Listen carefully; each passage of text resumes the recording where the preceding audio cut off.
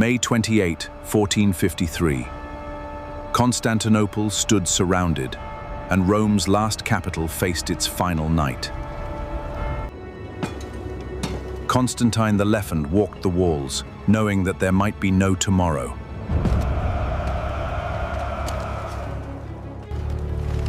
Greeks, Genoese, Venetians, and others prepared to defend a city already dying.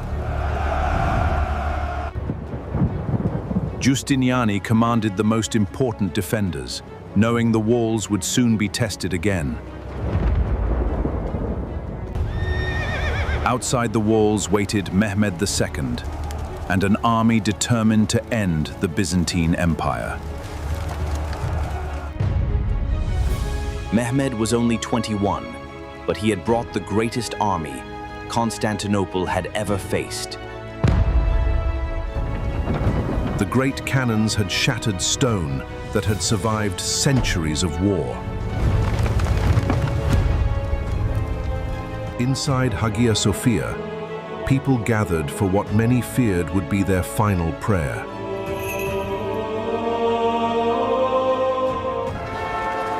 Across the city, families waited in darkness while soldiers prepared for dawn. The defenders knew the truth. The next assault could decide everything.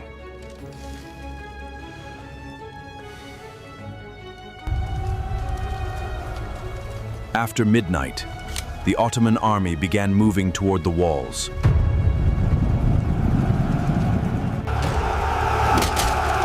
The first wave came forward beneath a storm of arrows, stones, and fire. For a moment, the ancient walls still held. Under goal! Giustiniani rushed to the most dangerous point, where the defenses were beginning to fail. Another wave followed. The defenders were exhausted, but the Ottoman army was not. Then Giustiniani was wounded. The man holding the defense together was forced from the fight. No! When the breach opened, centuries of Roman defense began collapsing in minutes.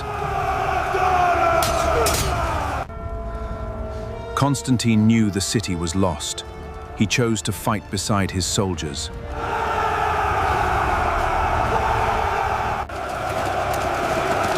The last Roman emperor disappeared into the battle, sword in hand.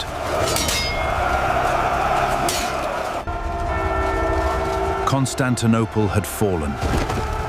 The Roman Empire had reached its final hour.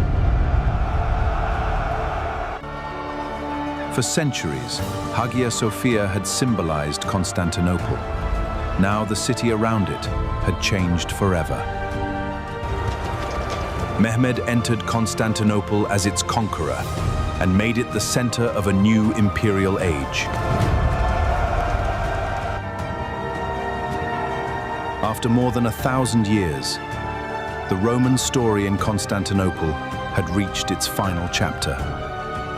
Rome had fallen here, but its legacy would survive in the city, the people, and the world beyond.